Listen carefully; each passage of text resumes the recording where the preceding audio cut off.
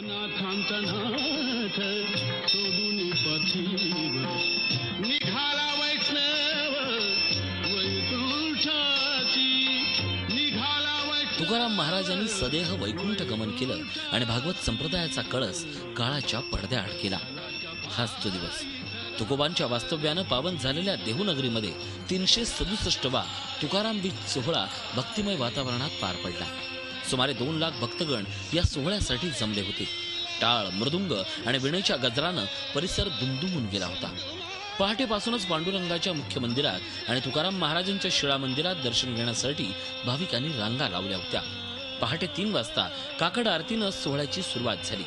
4 वाजता विठ्ठल रुक्मिणीची आणि शिळा मंदिरात तुकोबांची महापूजा करण्यात आली। सकाळी 10च्या सुमारास पालखीचा देखणा सोहळा सुरू झाला। टाळकरी, सनई चौघडे, शिंगबाले, ताशे, नगारे, अब्दागीर, चौरा, गरुड टक्के, जरीपटके असा मोठा लवाजमा या पालखीत होता। तुकाराम मंदिरातून पालखी वैकुंठ गमन मंदिराकडे मार्गस्थ झाली। दुपारी 12 वाजता पुंडलिक वरदा हारी विठ्ठलच्या गजरात नांदुरकीच्या झाडावर पुष्पवृष्टी करण्यात आली। तुकाराम महाराजांना वैकुंठाला नेण्यासाठी प्रत्यक्ष भगवान विष्णू गरुड घेऊन देहूला आले आणि त्यांनी सदेह वैकुंठाला नेलं अशी आख्यायिका आहे।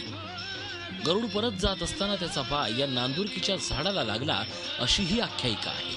सोहळ्याच्या दिवशी दुपारी 12 वाजता या झाडाची फांदी हलताना भाविकांना दिसते असंही मानलं जातं। त्याचं साक्षीदार होण्यासाठी भाविकांनी नांदुरकीच्या वृक्षाजवळ गर्दी केली होती। आजच्या दिवशी साक्षात तुकोबरायांना न्यायला साक्षात पांडुरंगराय आले आणि दुपारी 12 वाजता या वैकुंठ गमन या स्थळावरून साक्षात विमानामध्ये बसून तुकोबराय वैकुंठाला गेले असा हा बीज सोहळा। आणि आजचा ते भाग्याचा दिवस की आपण सर्वजण आज त्या भाग्याच्या दिवसामध्ये सर्वजण आपण आज निहाळतोय, पाहतोय आणि त्याचा आनंद घेतोय। राज्यावर कोसळलेलं दुष्काळाचं संकट टळू दे, बळीराजाला चांगले दिवस येऊ दे यासाठी भाविकांनी विठुरायांना आणि जगद्गुरूंना साकडं घातलं। महाराष्ट्रात इतका मोठा भयंकर दुष्काळ पडलेला आहे, लोकांना पाणी मिळत नाहीये, लोक वन फिरतात।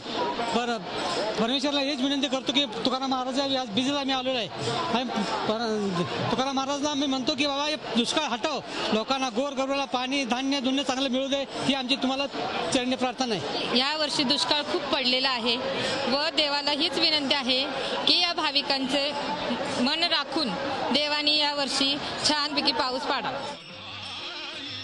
350 वर्षापेक्षा मोठी परंपरा असलेला हा सोहळा मात्र याचा उत्साह गुंजभरही कमी झालेला नाही, होणारही नाही। Kailaspuri, Zee media, Dehu.